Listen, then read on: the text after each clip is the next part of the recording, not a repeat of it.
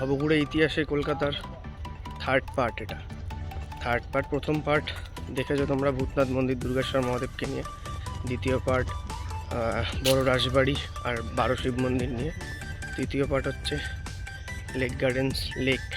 খুবই বিখ্যাত জায়গা, ভ্রমণের জায়গা, প্রচণ্ড বৈচিত্র্যময় সুন্দর জায়গা কলকাতার একটি। লেকে যাওয়ার রাস্তাটা বুঝিয়ে দিই। আমরা বাইকে যেহেতু গেছি তাই আনোয়ারসা রোড থেকে অর্থাৎ সাউথ সিটির দিক থেকে আসলে ঢাকা কালীবাড়ির থেকে ক্রস করে, যেটা মান্নার খাবারের মোড় বলা হয়, তার থেকে ডান দিকে লেকের রাস্তা ধরে এই লেক ব্রিজ ক্রস করলেই লেকে পৌঁছানো যাবে। আর যদি কেউ যোগেশচন্দ্র চৌধুরী কলেজ বা নবীনা সিনেমার দিক থেকে আসেন তাহলে তাকে বাঁদিকে টার্ন নিতে হবে। এই লেক ব্রিজটা ক্রস করলেই লেকের গেটগুলো পরপর শুরু। যদি কেউ দেশপ্রিয় পার্ক থেকে আসেন তাহলে দেশপ্রিয় পার্কের মুখে নামলেও একদম সোজা এগিয়ে আসলেই লেক। আর যদি কেউ গোল পার্কে নামেন তো ওখান থেকেই লেক স্টার্ট। এই সোজা রাস্তাটা লেক ব্রিজ থেকে নেবে বাঁদিকে বিশ্বকবি রবীন্দ্রনাথ ঠাকুরের স্ট্যাচুটি ফেলে রেখে সোজা এগিয়ে ডান দিকে হচ্ছে লেকের 10 নম্বর গেট, যেখান থেকে আমাদের ভিডিও স্টার্ট হয়েছে।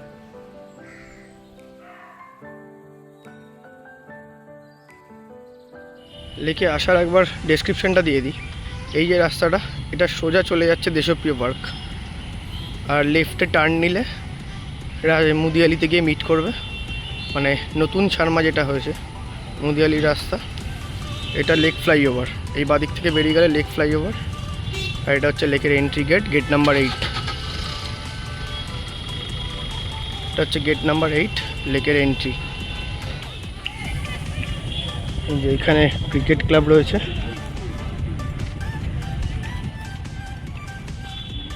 আর এটা লেকে ঢোকার, এটাকে লেক কালীবাড়ির গেটও বলা হয়। মানে এই আশেপাশের লোকেরা যারা থাকে না ওদের মতো, তারা এটাকে লেক কালীবাড়ির গেটও বলে।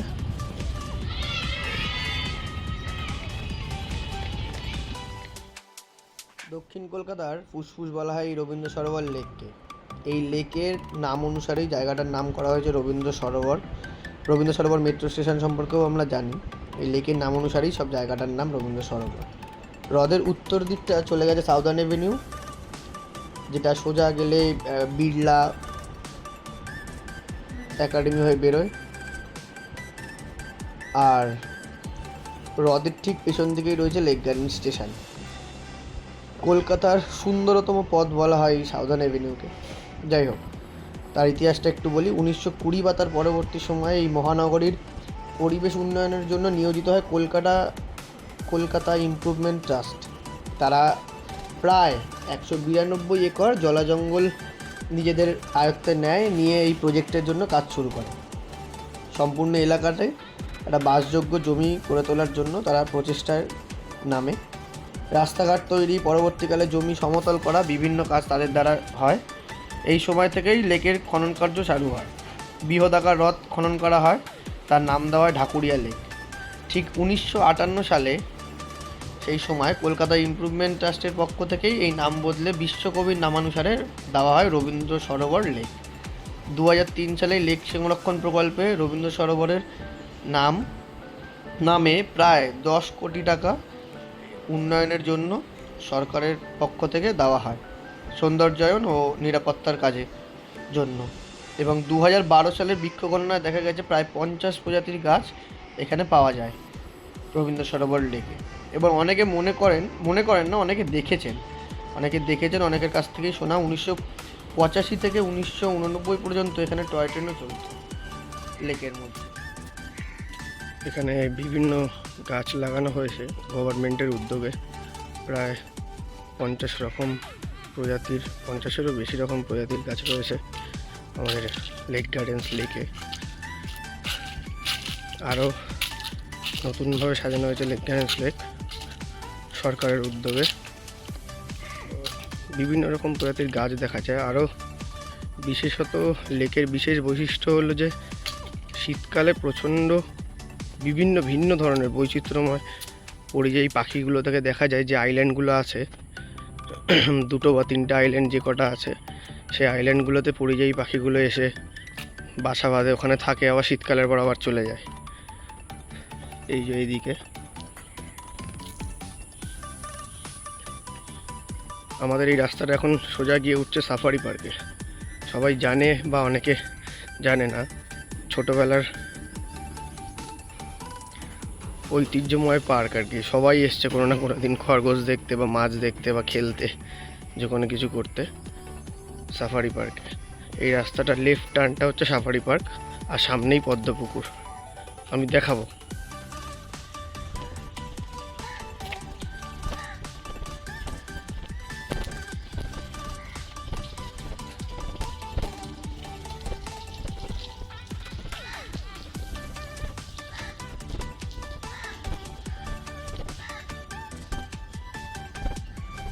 এই ডান দিকেরটা হচ্ছে পদ্মপুকুর। ডান দিকে যে তোমরা ঝর্ণাটা দেখতে পাচ্ছ, দুখানা ঝর্ণা আছে, ওটা হচ্ছে পদ্মপুকুর। আর এই রাস্তাটা হচ্ছে সাফারি পার্ক। এই রাস্তাটা সোজা গিয়ে লেফটে, আমি দেখাবো তোমাদের, সোজা গিয়ে লেফটে হচ্ছে সাফারি পার্ক। এইখানেও একটা ছিল, ছোট্ট পার্কের থেকে আলাদা জায়গা বার করা হয়েছিল, এখন বাচ্চারা জলে লাফালাফি করে খেলছে।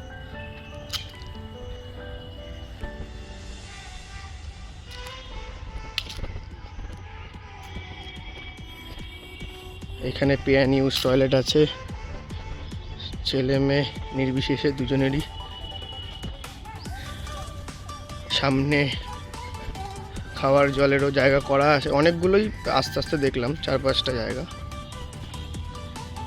যদি কেউ সাউদার্ন এভিনিউ থেকেও আসে বা গোল পার্ক থেকে, তো ওই গেট নাম্বার 10-এর ঠিক পাশে সাফারি পার্ক। এই যে এখন বন্ধ সাফারি পার্ক, বিকেলবেলা খোলে।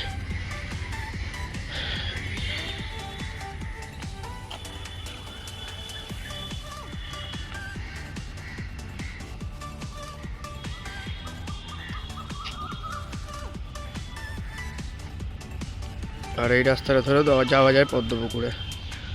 সোজা গিয়ে ডান দিক নিলেও এটা পদ্মপুকুরে। সাফারি পার্কের গেট নাম্বারটা হচ্ছে গেট নাম্বার 10, 10 নম্বর গেট।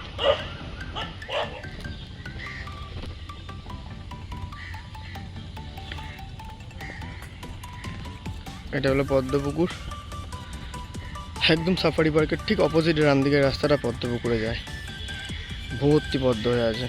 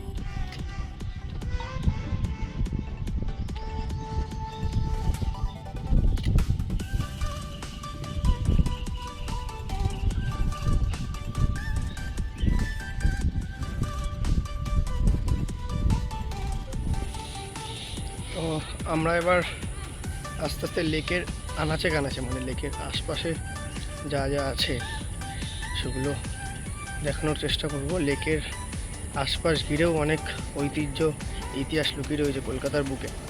মানে এই লেক গার্ডেন্স লেক বা ঢাকুরিয়া লেক বা রবীন্দ্র সরোবর লেক, যাই বলা হোক না কেন, তার আশেপাশে অনেক ঐতিহ্যবাহী স্থান রয়েছে, সেগুলোও দেখাবো অল্প অল্প করে।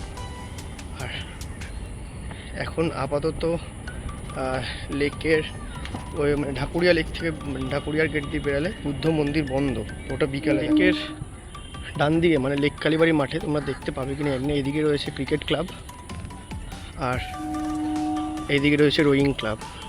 এইটি সেই বিখ্যাত মসজিদ, যেটি আইল্যান্ডের মাঝখানে, বা লিলি পুল বলে অনেকে এটাকে। লিলি পুলটা টপকে মসজিদে যেতে হয়।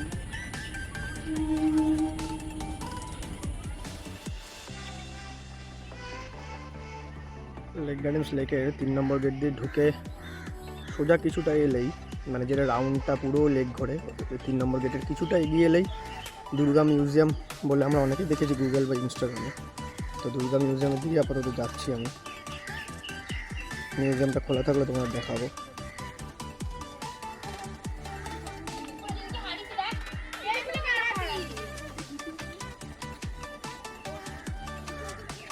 আমরা এসে গেছি এখন দুর্গা মন্দিরের সামনে। দুর্গা মন্দির বলতে দুর্গা মিউজিয়ামের সামনে, যেটা গভর্নমেন্টের দ্বারায় তৈরি হয়েছিল স্কাল্পচারগুলোকে বা দুর্গা প্রতিমাগুলোকে সংরক্ষণ করার জন্য।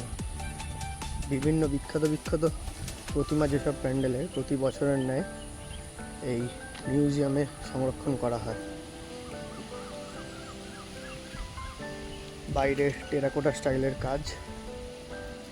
এটা হচ্ছে এন্ট্রি গেট। আর্ট গ্যালারি লেখাই আছে, মা ফিরে এলো।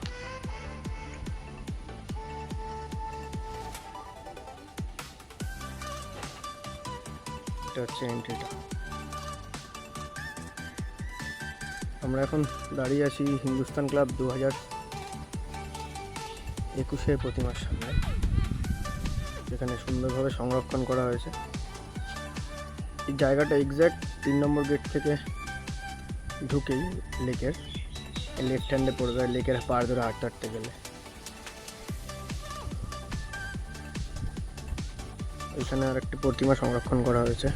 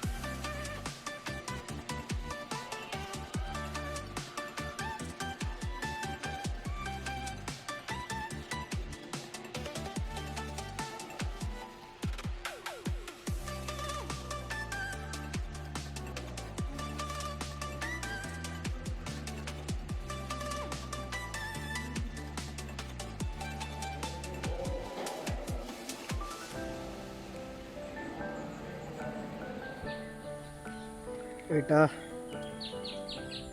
মা ফিরে এলো আর্ট গ্যালারির, বা বলা যায় সংরক্ষণ করার জায়গাটি,